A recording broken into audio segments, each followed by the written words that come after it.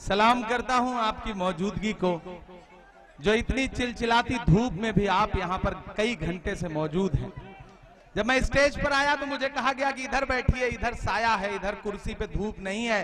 तो मैंने कहा मेरे सामने मेरे हजारों चाहने वाले धूप में खड़े हैं, मैं इधर बैठूंगा जहां धूप है, मैं साये में नहीं बैठ सकता, क्योंकि मैं जानता हूं कि नया पाने की चाहत में पुराना छूट जाता है। तुझे अपनाऊं तो मुझसे जमाना रूठ जाता है। मोहब्बत पढ़ने लिखने में बहुत आसान है, लेकिन मोहब्बत को निभाने में पसीना छूट जाता है। जो कि हाट वालों, अररिया वालों, मेरा ख्याल है कि आपसे तब मुलाकात हुई थी जब मरहूम तस्लीमुद्दीन साहब जिंदा थे और स्टेडियम के अंदर एक मुशायरा हुआ था और मैं आया था। और वो वही दिन था 2017 का जब उत्तर प्रदेश में योगी आदित्यनाथ को मुख्यमंत्री घोषित किया गया था। उसी शाम मुशायरा था, मैं आपके बीच में आया था। फिर उसके बाद मैं आपके बीच आया था जब तेजस्वी यादव जी के साथ एनआरसी के आंदोलन में, फिर शायद स्टेडियम में ही आया हुआ था, तब आपसे मुलाकात हुई थी। और आज आया हूं एक बहुत जरूरी मसले पर गुफ्तगू करने के लिए। जितनी छतें हैं वो इंसानों से भरी हैं। मेरा ख्याल है कि आजकल नीतीश की सभा में जितनी भीड़ होती है उतना तो यहाँ छत पे बैठे हुए हैं। सलाम करता हूं आपकी मौजूदगी को। सिर्फ दाएं हाथ वाली छत नहीं, जो पीछे वाली छत है, मैं आते हुए देख रहा था कि वहां पर भी हजारों लोग छत पर ऊपर हैं और मेरी आंखों के सामने सरों का समंदर है जहां तक मेरी आवाज जा रही है। मैं शायद 2 साल बाद अब लौटा, तब 4 मिसरे पढ़ता हूं कि दायरे में सिमट के आया है। सुन के बताना मुझे, ऐसा न लगे कि आप थक गए, थके तो नहीं है ना। दायरे में सिमट के आया है, हर रवायत से हट के आया है। आंधियों को जरा खबर कर दो, आंधियों को जरा खबर कर दो, शेर वापस पलट के आया है, शेर वापस पलट के आया है। सरफराज आलम साहब, आपसे मेरा रिश्ता तब जुड़ा जब आपके मरहूम वालिद हयात थे और उन्होंने मुझे फोन करके कहा था कि बेटा एक मुशायरा हो रहा है और मैं चाहता हूं कि तुम आओ।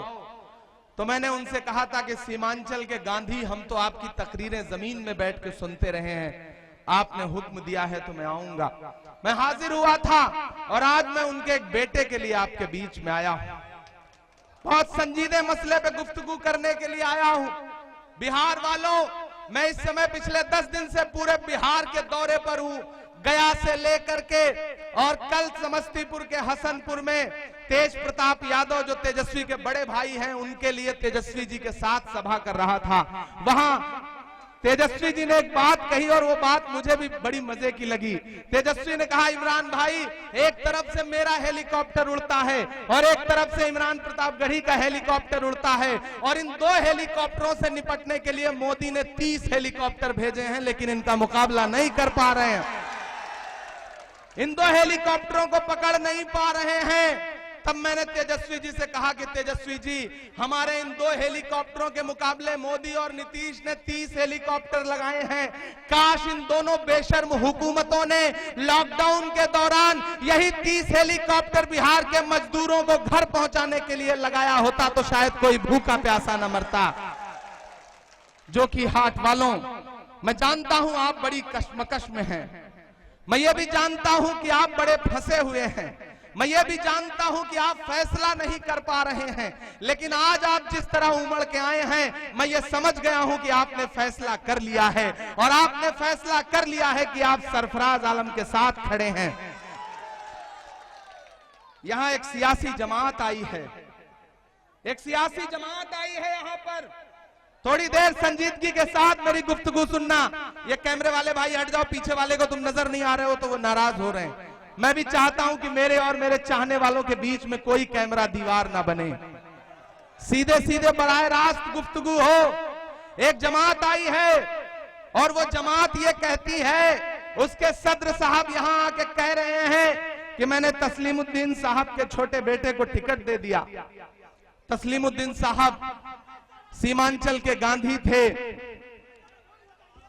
मैं तो उनसे बस ये कहने आया हूं कि असदुद्दीन ओवैसी साहब, आप इन दिनों मुसलसल पूरे सीमांचल में घूम घूम करके सीमांचल के लोगों को इंसाफ दिलाने की बात कर रहे हैं, यहां की बाढ़ की बदहाली पर तंज कर रहे हैं, और आप कह रहे हैं कि मुझे चुनो, मेरे विधायकों को जिताओ तो हम तुम्हें पैकेज देंगे।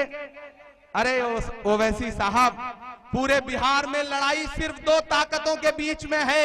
एक ताकत है मोदी और नीतीश की, और एक ताकत है राहुल गांधी और तेजस्वी यादव की। इन दो ताकतों के अलावा बिहार में जितने हेलीकॉप्टर उड़ रहे हैं उनमें तेल नरेंद्र मोदी भरवा रहे हैं। यही सच्चाई है। किसको मुख्यमंत्री बनाने के लिए पूरे बिहार में ओवैसी साहब जाके वोट मांग रहे हैं? अच्छा, वो भी तेजस्वी के लिए ही वोट मांग रहे हैं? नहीं नहीं, वो जानते हो किसके लिए जाके वोट मांग रहे हैं? कहते हैं कोई उपेंद्र कुशवाहा है, उसको मुख्यमंत्री बनाओ, हमने उससे गठबंधन किया है। और उससे गठबंधन में कौन शामिल है? मायावती जी। मायावती जी का परसों वाला वीडियो देखा है जिसमें वो लगातार कह रही हैं कि राज्यसभा और विधान परिषद में मैं भाजपा का साथ दूंगी। सुना है वो वीडियो? सुना है? हाँ, मायावती जी कह रही हैं कि मैं भाजपा का साथ दूंगी। और ये उपेंद्र कुशवाहा बाबू तो पहले ही भाजपा की कैबिनेट में मंत्री थे। उनको मुख्यमंत्री बनाने के लिए आपके बीच में जाके कह रहे हैं कि मुसलमानों मुझे वोट दो। मुसलमानों में सीए एनआरसी में मजलिस के अलावा कौन खड़ा था? अरे असदुद्दीन ओवैसी साहब, आप कह रहे हैं कि सीए एनआरसी में कोई राजद का कार्यकर्ता नहीं खड़ा था, कोई कांग्रेस का कार्यकर्ता नहीं खड़ा था। इमरान प्रतापगढ़ी यहां खड़ा होकर के आपको चैलेंज करके कहता है कि आइए मुझसे बात करिए, मैं बताऊंगा कि मैं कहां कहां खड़ा था। अरे मैं खड़ा था शाहीन बाग में 90 साल की बिल्किस दादी के साथ, मैं खड़ा था गया के शांति बाग में, मैं खड़ा था पटना के सब्जी बाग में, मैं खड़ा था टोंक राजस्थान के मोती बाग में, मैं खड़ा था केरल के कन्नूर में, मैं खड़ा था आपके घर से हैदराबाद में 400 मीटर की दूरी पर जो कुली कुतुब शाह स्टेडियम है उसमें भी मैं खड़ा था। मैंने वहां भी सभा की थी, और उस सभा का इनाम आपने अपनी हुकूमत से मुझे क्या दिलवाया था? बिहार वालों, आज बता रहा हूं आपसे, मेरे खिलाफ मुकदमा कायम करवाया तेलंगाना की केसीआर हुकूमत ने। मेरा जुर्म उस मुकदमे में क्या लिखा गया है पता है आपको? यह लिखा गया है कि इमरान प्रतापगढ़ी ने हैदराबाद में यह खड़े होकर पूछा कि हैदराबाद में कोई शाहीन बाग क्यों नहीं है। ये जुर्म था मेरा। हाँ, मैं यहां खड़ा होकर आपसे पूछ रहा हूं असदुद्दीन साहब कि आप सीमांचल में कह रहे हैं कि मजलिस के कारकुन पूरे हिंदुस्तान में एहतजाज कर रहे थे, तो मैं आपसे पूछता हूं कि जब हिंदुस्तान के हर शहर में शाहीन बाग थे, जब अररिया में भी एहतजाज हो रहा था, किशनगंज में भी हमारी माएं बहनें बैठी थी शाहीन बाग बना करके, तो मुझे जवाब दो कि आपके हैदराबाद में जब हमारी बहन बेटियां बुर्के में निकल के एहतजाज कर रही थी, तो आपके दोस्त केसीआर की पुलिस उन्हें उठा ले जाती थी थाने, और बुर्का नशीन बहनों को 12-12 घंटे थाने में बिठा के उन्हें तब छोड़ा जाता था। आप सीमांचल में आके कह रहे हो कि एनआरसी का आंदोलन हमने किया। क्या ओवैसी साहब, मैं गया था आपके यहां तो मेरे ऊपर मुकदमा कायम करवा दिया। मुझे योगी आदित्यनाथ ने मुरादाबाद में एक सभा करने के एवज में जानते हैं कितने करोड़ का जुर्माना मेरे ऊपर लगाया था? 1 करोड़ 4 लाख रुपए का। योगी आदित्यनाथ ने 1 करोड़ 4 लाख रुपए का मुकदमा लगवाया।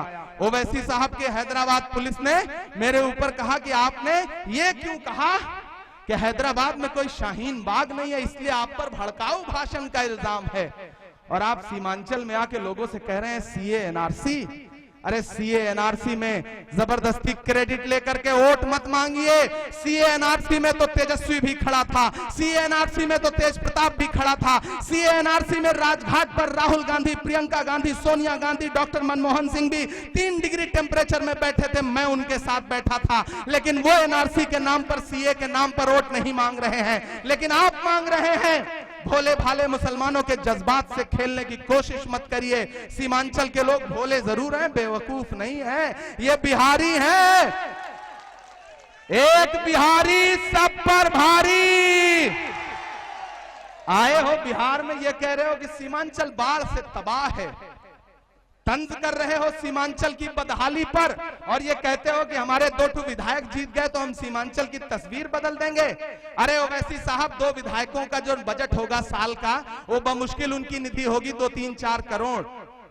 2-3-4 करोड़ में आधा किलोमीटर रोड नहीं बनती है। सीमांचल की बदहाली दूर होगी जब 10 नवंबर को पटना की गद्दी पर तेजस्वी यादव मुख्यमंत्री पद की शपथ लेगा। तो मैंने उनसे कहा है कि तेजस्वी साहब, कल मैंने हसनपुर में उनसे कहा कि आप बताइए, आप लोगों से वादा कर रहे हैं, नौजवानों से ये कह रहे हैं कि नौजवानों, अगर तुमने हमें वोट देकर मुख्यमंत्री बनाया तो जो मैं पहली कलम से साइन करूंगा वो 10 लाख नौकरियां बिहार के नौजवानों के लिए सरकारी दूंगा।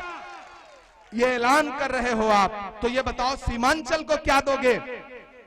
तो तेजस्वी यादव ने मुझसे कहा कि इमरान भाई, जाओ सीमांचल और दामन फैला के लोगों से वोट मांगो और अपना हाथ फैला के उनसे वादा भी कर लो कि तेजस्वी यादव को मुख्यमंत्री बनाइए, कांग्रेस महागठबंधन राजद और लेफ्ट की सरकार बनाइए, और तेजस्वी यादव सीमांचल के लिए अलग से पैकेज भी देगा और सेंटर गवर्नमेंट की हलक में हाथ डाल के भी सीमांचल के लिए पैकेज लेगा।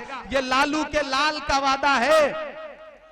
जो कि हाट वालों, मेरे भाइयों, ये लड़ाई 1-2 विधायक जिताने की नहीं है। 1-2 विधायक, अगर सरकार ना हो तो 1-2 विधायक मोटरसाइकिल नहीं छुड़वा पाते हैं थाने से। मैं जानता हूं, मैं उत्तर प्रदेश से आया हूं। सही है कि नहीं है? तो ऐसे हालात पैदा करो कि जिले में डीएम आए तो तुम्हारी सुने, कलेक्टर आए तो तुम्हारी सुने, एसपी आए तो तुम्हारी सुने। इस सभा का भी परमिशन नहीं दे रहे थे, मेरे हेलीकॉप्टर उतरने की परमिशन नहीं दे रहे हैं आजकल। तो ऐसी हालत कर दो, इतना झूम के वोट डाल दो कि तुम्हारी पसंद का डीएम आए, तुम्हारी पसंद का एसपी आए। ये 1 विधायक 2 विधायक जितवा करके क्या कर लोगे ओवैसी साहब? जब सीमांचल के लिए पैकेज लेने आना हमारे ही पास पड़ेगा, हमारे ही पास आना पड़ेगा। तेजस्वी यादव की हुकूमत ही देगी सीमांचल के लिए पैकेज। जो कि हाट वालों, एक और बहुत जरूरी बात कह रहा हूं आपसे, इन दिनों बड़ी जज्बाती बातें की जा रही हैं। फेसबुक पर अगर आप एक पोस्ट कर दोगे सरफराज आलम के, तो इनबॉक्स में आकर के 4 गालियां भी लिख जाते हैं लोग। लिख जाते हैं कि नहीं लिख जाते हैं? जो कि हाट वालों, मुझे एक बात बताओ, असदुद्दीन साहब माइक पर खड़े होकर के अल्लाह और रसूल का नाम लेकर के वोट मांगते हैं, सर पे टोपी लगा करके वोट मांगते हैं, चेहरे पे अल्हम्दुलिल्लाह उनके नूर भी है। तो उनसे पूछो कि वो इतना झूठ क्यों बोलते हैं, इतना झूठ क्यों बोलते हैं? वो ये क्यों कहते हैं कि कोई एनआरसी और सीए में खड़ा नहीं था? अरे इमरान प्रतापगढ़ी ने सीए एनआरसी में हिंदुस्तान में 63 जगह सभाएं करी हैं, 63 जगह सभाएं करी हैं। मैं इमरान प्रतापगढ़ी हूं, मैं अररिया भी आया था, आप गवाह हैं। आया था कि नहीं आया था? आया था। और तो और एक बात बताऊं, जिस दिन सीए एनआरसी के लिए सबसे पहली लाठी चली थी पुलिस की जामिया के निहत्थे बच्चों पर, तब कोई असदुद्दीन ओवैसी नजर नहीं आया था। रात के 10:30 बजे से सुबह के 4:30 बजे तक दिल्ली पुलिस मुख्यालय के हेडक्वार्टर के सामने खड़ा होकर के इमरान प्रतापगढ़ी दिल्ली पुलिस मुर्दाबाद के नारे लगा रहा था। कहां थे आप? आप कहते हो कि आपने सीएनआरसी में हिस्सा लिया। अरे असदुद्दीन ओवैसी, मैं पूरे हिंदुस्तान के मुसलमानों को मुखातिब करके आपसे सवाल पूछता हूं कि अगर आपने सीएनआरसी के आंदोलन में हिस्सा लिया तो मुझे एक तस्वीर दिखा दो जब आप दिल्ली के शाहीन बाग में आए हो। नहीं है कोई तस्वीर आपके पास, क्योंकि आप नहीं आए थे। मैं गया था 4 बार 5 बार गया था वहां पर। आप मुझे एक तस्वीर दिखा दो जब पटना के सब्जी बाग आए हो। आप मुझे एक तस्वीर दिखा दो। आप दिल्ली में आते थे, संसद सत्र में हिस्सा लेते थे, टीवी चैनलों के डिबेट में बैठने के लिए नोएडा भी जाते थे, लेकिन शाहीन बाग कभी नहीं आए, क्योंकि आप टीवी पे तकरीर करते हो, लेकिन जहां जमीन पर उतरना होता है सरे मिंबर वो ख्वाबों के महल तामीर करते हैं, इलाजे गम नहीं करते, फकत तकरीर करते हैं। अरे हमारी शायरी में दिल धड़कता है जमाने का, जो हम महसूस करते हैं वही तहरीर करते हैं। मैं जब सच बोलता हूं तो मुझे गालियां देते हैं इनके ट्रोल। पूरी सोशल मीडिया की टीम लगा दी जाती है कि जाओ इमरान प्रतापगढ़ी को गाली दो। मां बहन की गालियां, वोट अल्लाह रसूल के नाम पे मांगते हो और एक अपने ईमान वाले भाई को मां बहन की गाली दिलवाते हो। नहीं इत्तेफाक रखता मैं तुम्हारी सियासत से। तुम अपनी सियासत करो, हम अपनी सियासत करें, लेकिन हमने तुम्हें कभी गाली नहीं दी। इस यहाँ मौजूद किसी भी भोले भाले इंसान ने किसी दूसरे सियासी पार्टी के इंसान को गाली नहीं दी, लेकिन आपके लोग गाली देते हैं और फिर जोकी हाट में खड़े होकर के मरहूम तस्लीमुद्दीन साहब का हवाला देते हो। अरे ओवैसी साहब, आप मुसलमानों के इत्तेहाद के लिए तकरीरें करते हो, क्या यही इत्तेहाद है? क्या यही इत्तेहाद है? एक सगे भाई के खिलाफ एक सगे भाई को लड़ाना, क्या यही इत्तेहाद है? मुझे बताओ, क्या यही इत्तेहाद है? क्या यही एकजुटता है? सरफराज आलम के सगे भाई को सरफराज आलम के खिलाफ चुनाव लड़ा देना, क्या यही इत्तेहाद है? ये तो सीधे सीधे बीजेपी को जितवाने की साजिश है। सीधे सीधे साजिश है कि नहीं है? मुझे बताओ। वो जोकी हाट जिसे अपने खून पसीने से तस्लीमुद्दीन साहब ने सींचा, वहीं आकर के आप उन्हीं का हवाला देके बीजेपी को जिताने की कवायद करते हो। अरे असदुद्दीन ओवैसी साहब, मैदान महशर में, हश्र के मैदान में तस्लीमुद्दीन साहब आपका गिरेबान पकड़ के पूछेंगे कि आपने अपनी सियासत के लिए मेरे दो सगे बेटों को आपस में लड़वा दिया। सियासत आती जाती रहेगी, लेकिन आपने जो दो सगे भाइयों के दिलों में नफरत का जहर बोया है, वो कैसे खत्म होगा? कौन सी सियासत कर रहे हो असदुद्दीन साहब? कौन सी सियासत है ये? माइक पर खड़े होकर के लोगों को इत्तेहाद और मुत्तहिद करने की बातें और सगे भाई के खिलाफ सगे भाई को लड़ा देना, क्या मुंह दिखाओगे? आज तस्लीमुद्दीन साहब की रूह ऊपर कितना तकलीफ में होगी कि एक सगे भाई के खिलाफ, अरे टिकट कट गया। शहनवाज आलम मेरे भाई, आप भी मेरे भाई हो, टिकट कट गया तो कट गया। सगे भाई के खून के लिए विधायकी के टिकट का क्या? अगर प्रधानमंत्री की कुर्सी भी तुम्हें मिलती तो तुम्हें ठोकर मार देनी चाहिए थी, लेकिन तुम मिल गए उनके साथ। एक भाई से इतनी नफरत, बड़ा भाई होता है। बड़ा भाई उसकी कोख से पैदा हुआ है जिस कोख से आप पैदा हुए हो। उस एक बड़े भाई के खिलाफ नामांकन करते हुए हाथ नहीं कांपा आपका? क्यों? क्योंकि असदुद्दीन ओवैसी साहब ने चाबी भर दी थी, क्योंकि बिहार में सरकार बन रही है तेजस्वी यादव की, तो लोग छोड़ दिए गए हैं। मेरे भाई, ये 1-2 विधायक 3 विधायक जिताने की लड़ाई है ही नहीं, ये लड़ाई है सरकार बदलने की। और सरकार का मतलब क्या होता है, हम उत्तर प्रदेश वालों से उसका दर्द पूछो। एनआरसी के आंदोलन में इन्हीं हाथों से 21 लाशें उठा के आया हूं। 21 लाशें सीधे सीनों पे सीधे गोलियां मारी गई हैं। ये होती है हुकूमत। अगर कोई जालिम हुकूमत है तो उसे बदलने के लिए अगर कुर्बानी देनी पड़े तो देना चाहिए। अगर उसे बदलने के लिए अपने छोटे मोटे मसले, छोटे मोटे झगड़े किनारे रखने पड़े तो रखना चाहिए। मुझे बताओ जोकी हाट वालों, मुझे बताओ कि इस बड़ी लड़ाई में तुम खड़े हो या नहीं तेजस्वी के साथ, राहुल के साथ? ऐसे काम नहीं चलेगा। एक एक हाथ उठा के बताओ, छत पर भी जो लोग हैं वो भी बताएं, उठाओ हाथ। एक एक उठा हुआ हाथ बता रहा है कि आप खड़े हो सरफराज आलम के साथ। और जोर से हाथ बुलंद करो, खड़े हो ना, सरफराज आलम के साथ खड़े हो। मरहूम तस्लीमुद्दीन साहब के इस चश्मो चिराग जो बड़ा बेटा है, जो उनकी विरासत संभाल रहा है, उसके साथ खड़े हो। और एक बात बता दूं, शहनवाज साहब नाराज होकर के भले ही भाजपाई एजेंटों के साथ मिल गए हैं, लेकिन मैं एक दिन उन्हें भी मनाऊंगा।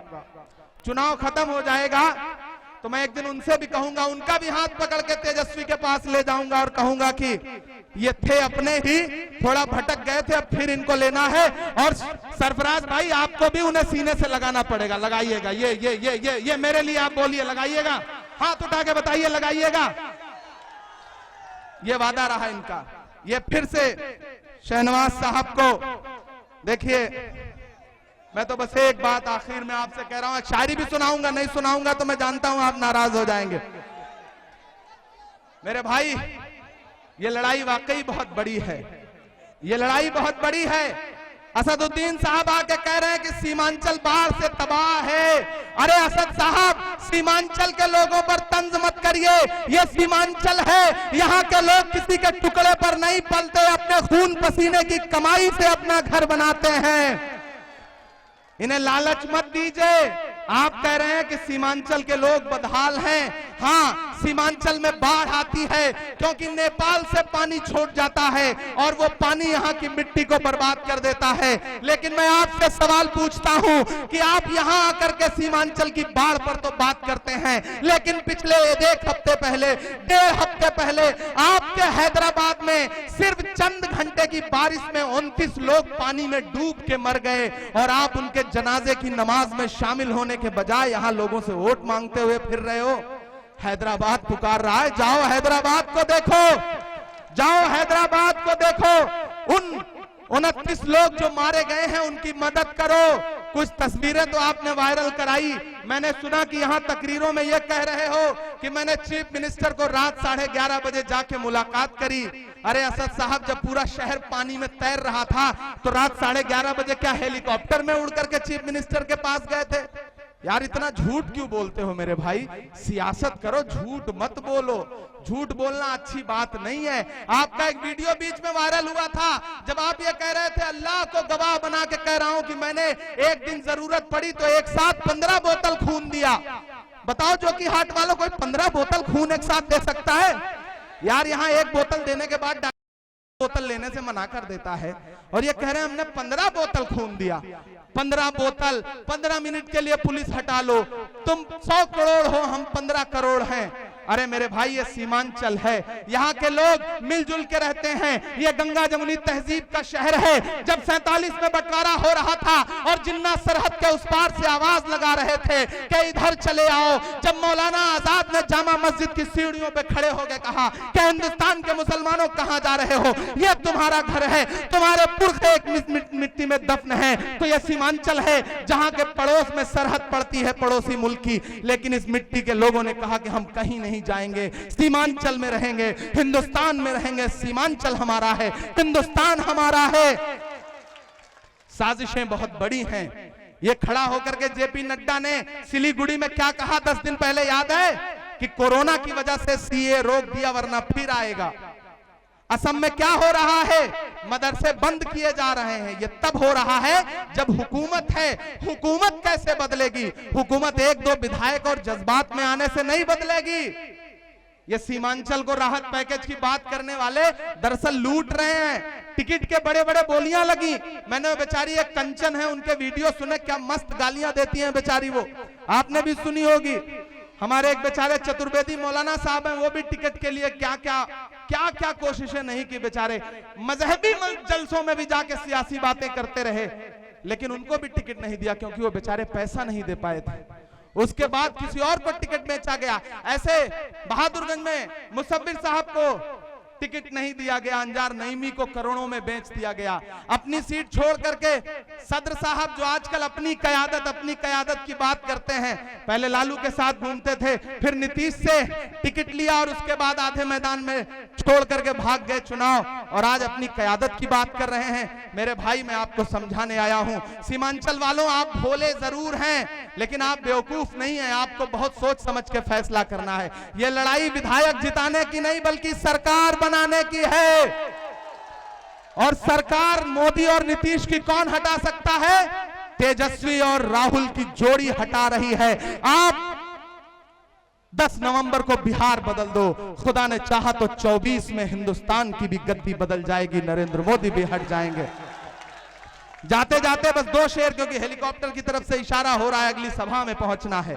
मैं आपसे आखिर में इतना कह के जा रहा हूं कि कुछ याद रहे न है, लेकिन याद रखना कि लॉकडाउन में जब तुम गुजरात से मार के भगाए जा रहे थे, हैदराबाद में फंसे हुए थे और तुम्हें पानी तक नहीं नसीब हो रहा था, और जब पैदल चल के 1200 1500 किलोमीटर आ रहे थे, तो यही दिल्ली की पुलिस, उत्तर प्रदेश की पुलिस तुम पे लाठियां बरसा रही थी, मुर्गा बना रही थी, तुम भूखे थे, प्यासे थे।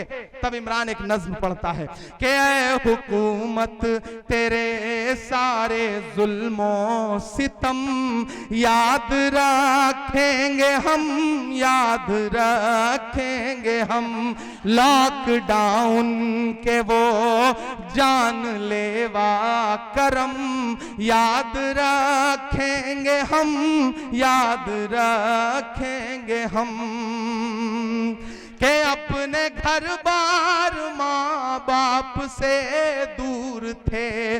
जुर्म ये था बिहारी थे मजदूर थे, जुर्म ये था बिहारी थे मजदूर थे। पेट खाली था और भूख से चूर थे, फिर भी पैदल ही चलने को मजबूर थे। दिल में थी बेबसी आंख आंसू से नम, याद रखेंगे हम, याद रखेंगे हम। और नीतीश कुमार, आपने गद्दारी करी। 2015 में इसी बिहार की आवाम ने आपको मुख्यमंत्री बना दिया था महागठबंधन का, लेकिन आप बीजेपी की गोद में बैठ गए, जिसे आप बहुत झूठा पार्टी बोलते थे। ये बिहार है, ये हर गुनाह माफ कर सकता है, लेकिन गद्दारी नहीं माफ कर सकता, नहीं माफ कर सकता। तब मैं आखिरी मिसरे पढ़ता हूं कि 15 सालों का बदला लिया जाएगा। अरे पहुंचाओ इन मिसरों पे शोर नीतीश कुमार के कान तक, नरेंद्र मोदी जी के कान तक। मैं फिर से पढ़ता हूं, तैयार रहना। 15 सालों का बदला लिया जाएगा। लिया जाएगा कि नहीं लिया जाएगा?